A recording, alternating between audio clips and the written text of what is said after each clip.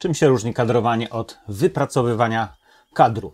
Dzisiaj odcinek o prawdziwej pięcie achillesowej każdego fotografującego, każdego, kto chciałby robić zdjęcia budzące emocje.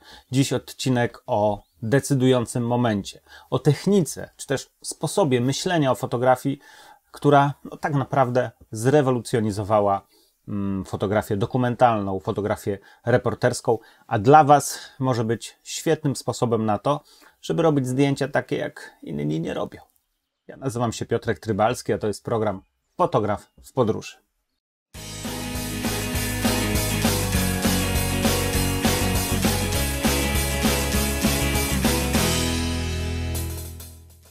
Skąd w ogóle wzięło się pojęcie decydującego momentu i co to jest decydujący moment i do czego nam, fotografującym w podróży, może się ta technika przydać? Zanim na to pytanie odpowiem, zanim podam Wam naprawdę konkretne rady, jak ujarzmić decydujący moment i robić zdjęcia bardzo, bardzo mocno emocjonalne, pozwólcie, że przeczytam pewien cytat.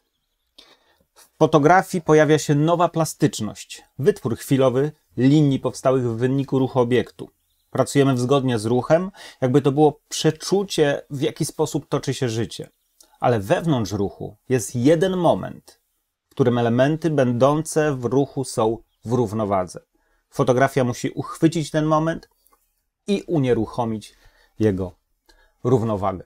To jeden z najważniejszych zdań, jeśli chodzi o fotografię dokumentalną.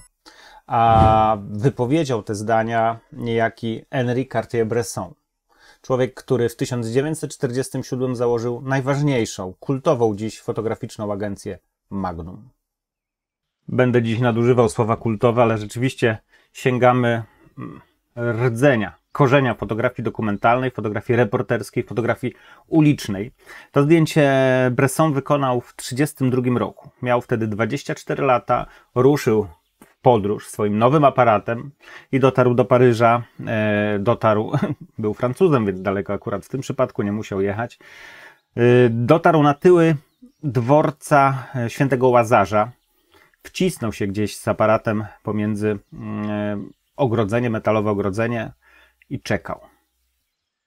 Kolejny cytat. Właśnie odkryłem Leikę. Stała się przedłużeniem mojego oka. Już nigdy nie zostałem od niej oderwany. Cały dzień krążyłem po ulicach, czułem napięcie i gotowość do rzucenia się. Byłem zdeterminowany, by złapać życie. Zachować życie w akcie życia. Przede wszystkim pragnąłem uchwycić na jednym zdjęciu całą esencję jakiejś sytuacji, która właśnie rozwija się na moich oczach. Fotografowanie to dla mnie natychmiastowe rysowanie, a sekretem jest zapomnieć, że nosisz aparat.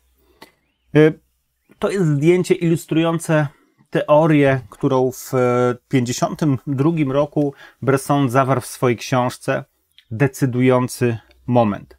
Czyli ten moment, w którym cała energia wszechświata plus wrażliwość, wizja, wyobraźnia fotografa styka się w jednym momencie. Czym jest decydujący moment? Co mamy na tym zdjęciu? Cóż, z pozoru rzeczy banalne, ale tak naprawdę mamy tutaj zaszyte mnóstwo informacji, które widać i których nie widać. Może zacznijmy od tych, które widać, a o tych, które nie widać, a są ultra ważne i bardzo ciekawe dla tej fotografii, opowiem na samym końcu tego tutorialu. Mamy faceta, który po prostu przeskakuje przez kałużę. Jest postać, oderwane buty, mamy drabinę.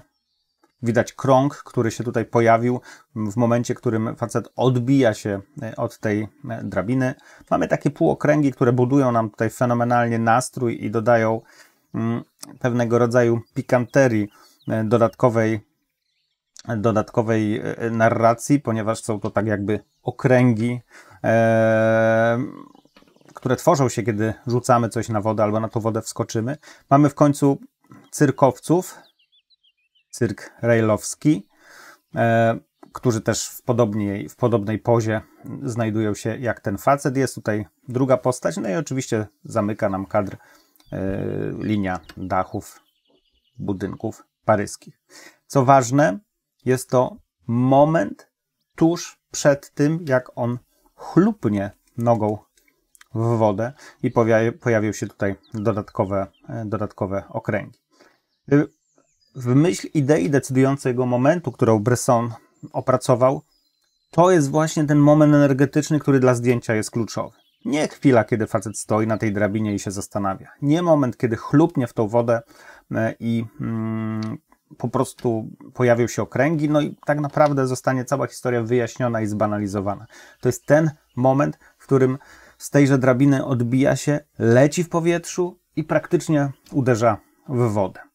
Aby zrozumieć ideę fotografowania, wrócę do początku tego dzisiejszego filmu. Czym się różni kadrowanie od wypracowywania kadru? To jest kadr wypracowywany. Kadrowanie jest wtedy, kiedy my znajdujemy tą ramkę, układamy jakąś równowagę, w tym przypadku dynamiczną, w krajobrazie bardziej statyczną, tak żeby nam się to wszystko ładnie kroiło, prawda? Horyzont w 1/3 u góry, pięknie zakomponowane koła, drabina, płot, to wszystko jest super. I moglibyśmy zrobić takie zdjęcie i to byłby ładny, dobry kadr. Zaś wypracowanie kadru polega na wybraniu z tego migawkowego obrazu tego jednego kadru, tej jednej migawki, tak jak w tym przypadku Bresson tutaj wybrał ten moment tuż przed chlupnięciem nogą w wodę. Żeby to zdjęcie mogło się zdarzyć w tym 1932 roku, Bresson, 24-latek ze swoją Leiką, musiały się wydarzyć różne rzeczy. Musiał się przede wszystkim wydarzyć eksperyment Edwarda Muybridge'a z przełomu wieków, czy też z końcówki XIX wieku i wymyślenie przez niego fotografii poklatkowej. Pewnego rodzaju zrozumienie, że zdjęcie, czy też na świat możemy patrzeć tak, jak człowiek nie patrzy, bo my nie widzimy poklatkowo. To był fajny eksperyment, można sobie zerknąć do internetu, kiedy Muybridge chciał udowodnić, że koń, kiedy biegnie, odrywa wszystkie 4 nogi. I skonstruował aparat i technikę, która pozwoliła mu tą tezę udowodnić. Ale o wiele ważniejszą rzeczą, aby ten rodzaj fotografii mógł się rozwinąć i żebyśmy my mogli robić zdjęcia tak samo dobre albo prawie tak samo dobre, był moment, w którym aparat zszedł ze statywu. Mała Leica w ręce, którą można włożyć do torby, do kieszeni, pójść z nią wszędzie i sfotografować praktycznie wszystko. To myślenie ramką jest kluczowym elementem, jeśli chodzi o rozwój techniki, własny rozwój techniki decydującego momentu. I o tym będę teraz opowiadał. Żeby być precyzyjnym, o co chodzi z tą ramką w fotografii, tym pracą nad kadrem. Wyobraźmy sobie, że to jest nasze zdjęcie. To jak patrzymy przez aparat i widzimy po prostu prostokąt. W mniejszych lub większych proporcjach kadru, ale prostokąt. Wszystko to, co dzieje się w środku tego kadru, jest rzeczą, na którą nie mamy najmniejszego wpływu. Ono się po prostu dzieje. Facet skaczący przez kałużę, on po prostu skacze. Nie zmienimy tego. Jedyne to, co możemy zmienić w stosunku do tego, jak widzimy ludzkim okiem, to jest wszystko to, co znajduje się na krawędzi tego kadru. Kiedy patrzymy ludzkim okiem, bo jakimś innym, mamy pewną tendencję, którą wymusza na nas mózg, sytuowania tego, co najważniejsze w środku kadru. Czyli patrzymy i obracamy głowę. Jeżeli coś nas interesuje, odwracamy głowę. Tak, żeby to, co interesujące, było zawsze w środku kadru. My de facto kadrujemy, tyle że przez to, że oglądamy film, a nie obraz statyczny, że ruszamy tą głową, że ruszamy gałkami ocznymi, widzimy pełen ogląd świata. Widzimy na prawo, na lewo, wielką panoramę. Aparatem jest inaczej. Mamy ten mały kadr, którym oglądamy i przez który patrzymy i robimy zdjęcie. I to, co znajdzie się na krawędzi tego kadru, jest absolutnie kluczowe dla decydującego momentu. Jak zostaną przycięte głowy, ręce, czy przy krawędzi kadru znajdzie się jakaś duża, ciemna rzecz, która będzie nas ściągała, czy elementy będą na dole, czy na górze. Jak zostanie odebrana dynamika tego kadru.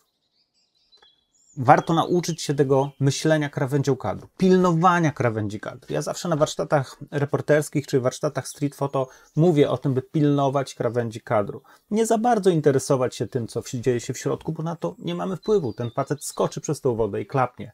Ważne jest to, żeby cały czas robić zdjęcia, pilnować krawędzi i robić zdjęcia. O decydującym momencie i o tym, jak podejść do fotografowania, by nam zdjęcia decydującego momentu wychodziły, opowiem na przykładzie moich własnych fotografii. Spójrzmy na tę fotografię. Wykonałem ją na Kubie wiele lat temu. Stojąc na Malekonie podglądałem pewną parkę, która przyszła, była sobie, rozmawiała, trzymali się za ręce, całowali, zeszli sobie w końcu z nadbrzeża tutaj na skały, podeszli do wody i zaczęli wracać.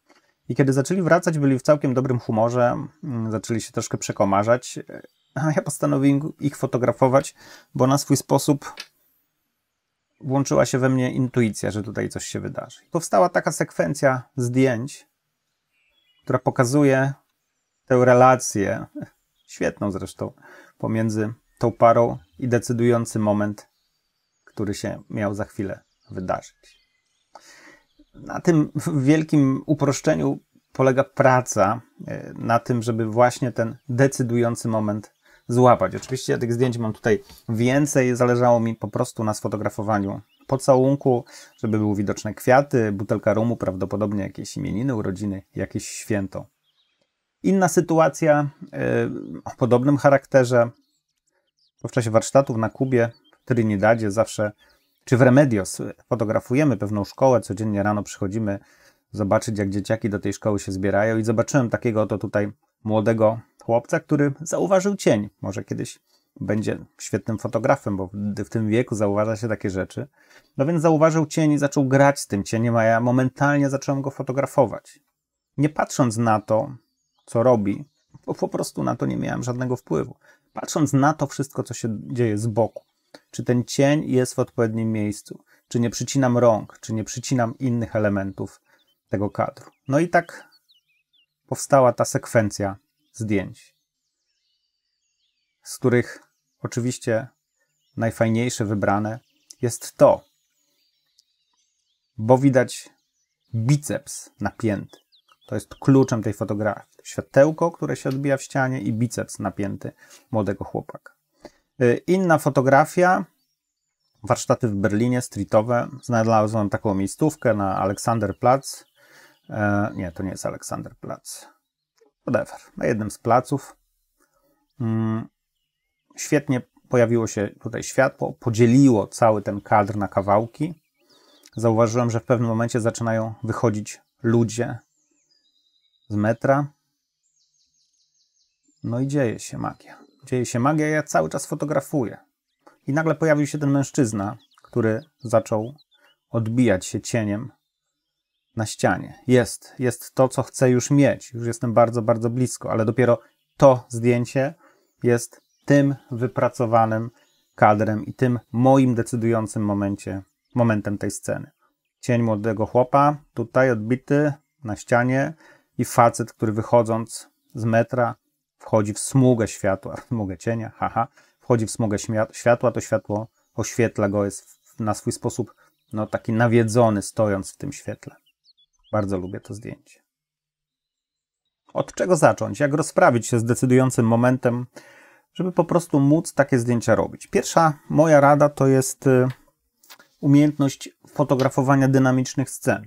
Jak wspomniałem, ten moment decydujący, ten obraz migawkowy, ta chwila, która się pojawia, trwa, czasami fotografując z prędkością 10-12 klatek na sekundę, to może być 1/10 bądź 1/12 sekundy. To zdjęcie wykonane parę lat temu na Kumoterkach, zimowym wyścigu zaprzęgów na Podhalu, jest właśnie inkarnacją tej dynamiki sceny, prawda? Ten jeden moment, kiedy powożący patrzy pod nogi konia gdzieś na zakręcie, zastanawiając się, czy się zmieści, czy da radę. Żeby takie zdjęcie zrobić, oprócz całej tej merytoryki, która się za nim kryje, spojrzenia i tak dalej, trzeba nauczyć się jednej ważnej rzeczy. Umiejętności obsługi aparatu, by takie sceny robić. Żeby łapać szybkość, żeby móc szybko ustawić ostrość, żeby móc szybko przestawić aparat. Kolejna rzecz, zdjęcie, które wykonałem wiele lat temu w Jordanii. Młody chłopak wychodził z tego Mercedesa, z tylnego siedzenia, przez prawe drzwi, a ja widziałem tego tutaj zwierza, który zerka i miałem bardzo, bardzo mało czasu na to, żeby bardzo szybko przestawić aparat, zbliżyć się do pojazdu i mieć ten decydujący moment, kiedy młody pijący wodę pojawi się, czy sok jakiś na osi tego zwierzaka i da nam taką oto śmieszną scenę. Tu jest jeszcze moment jakby przewidywania tego, co się wydarzy, prawda? Podobna sytuacja tutaj na Kubie, zawieszenie trochę jak u Bressona, zawieszenie tych dwóch osób w powietrzu, lecąca piłka, statyczny młody człowiek gdzieś tam pod ścianą. Pewne sceny da się przewidywać. To jest też umiejętność, którą trzeba nabyć. Ta scena została przeze mnie na swój sposób przewidziana z tego względu, że wcześniej analizowałem ruch, analizowałem to, co tutaj na tym treningu zapaśników w Senegalu się dzieje. Analizowałem ich ruch, jak się poruszają po tej ćwiczebnej arenie. Usiadłem sobie z aparatem i tylko po prostu fotografowałem i czekałem na taki moment, gdzie ta relaksacja po wysiłku, po jakimś rzucie będzie połączona z jakimiś elementami pracy nad kolejnym rzutem innych zapaśników, no i powstanie taka fotografia, która jest dla mnie inkarnacją decydującego momentu, jednocześnie przedstawia bardzo, bardzo teatralny kadr. Kolejna rada, kadruj na krawędziach, to o czym mówiłem, komponuj uważnie, sprawdzaj krawędzie. Zdjęcie z Kuby, walki kogutu.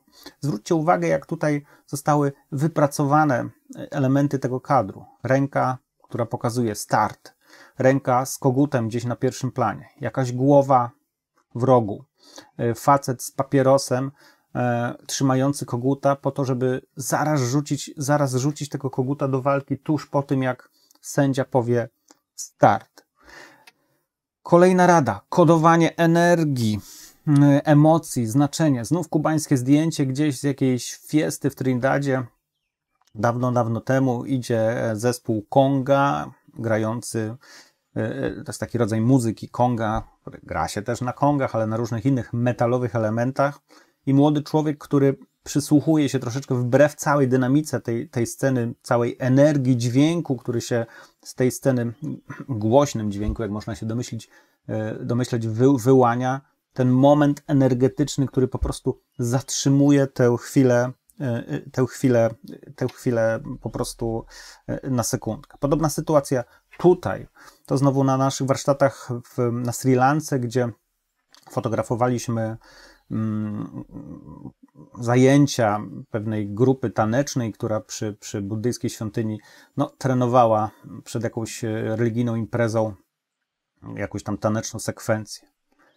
I tutaj podobna rzecz, kodowanie energii, tych emocji, które się wiążą, rozkodowanie tego. Trzeba usiąść, popatrzeć na tę scenę, zobaczyć, co stanowi jej clue, co jest jej decydującym momentem. I ten moment sfotografować. Tutaj ten ruch ramion, rozłożenie ramion, spojrzenie, też znowu taka mocno teatralna rzeczywistość. Trzeba być w takiej sytuacji bardzo, bardzo uważnym, zapamiętywać pewne rzeczy.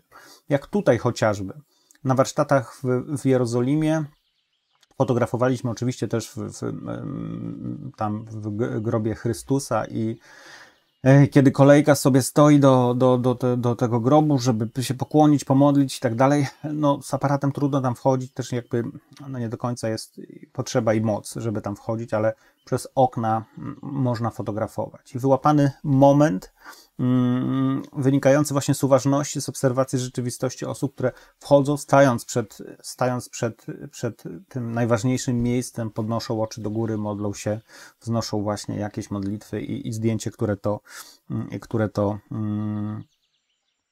pokazuje. Trzeba być subtelnym. W fotografii decydującego momentu trzeba być subtelnym, ponieważ to wymaga od nas często długich minut oczekiwania na ów decydujący moment. Jak tutaj. Jordania, Izrael, mur zachodni, ściana płaczu, w szabas stoję z aparatem i czekam.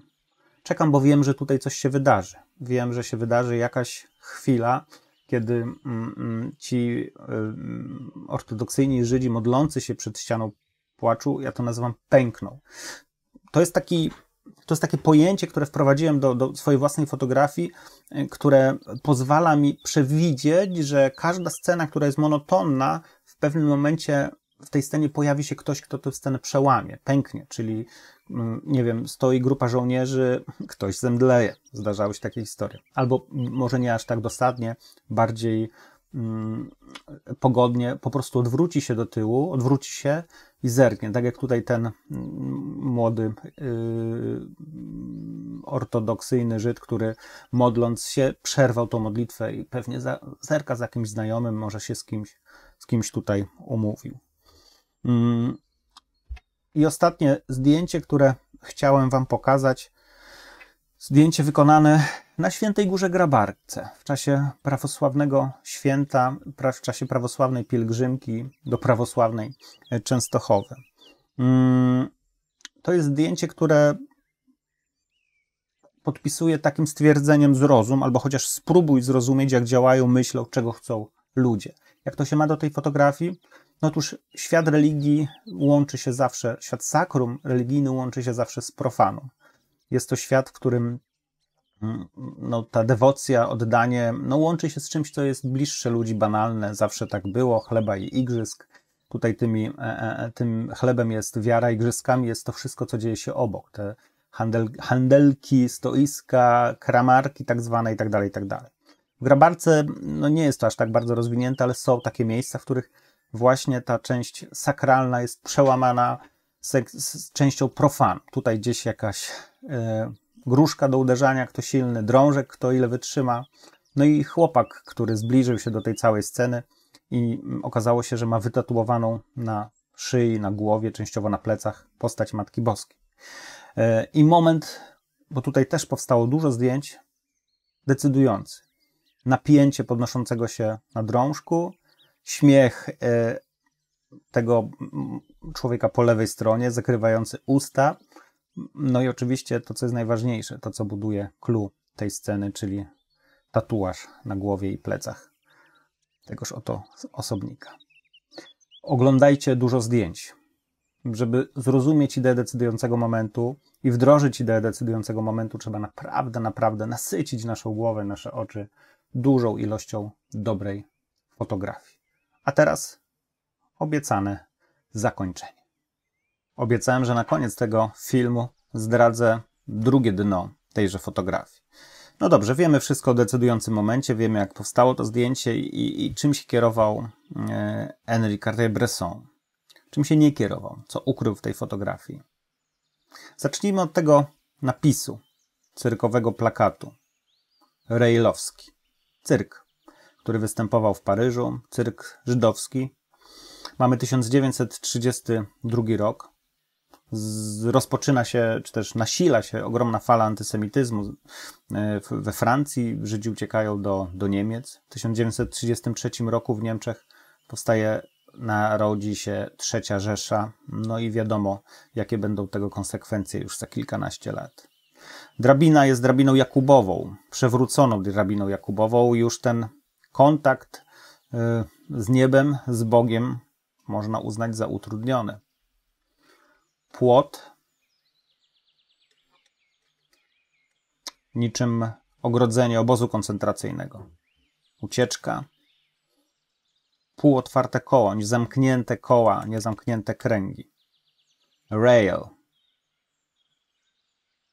tory, szyny, railway. Francuzi to rozumieli, wiem, bo czytałem na ten temat. I ta drabina przypominająca po prostu tory, które gdzieś prowadzą.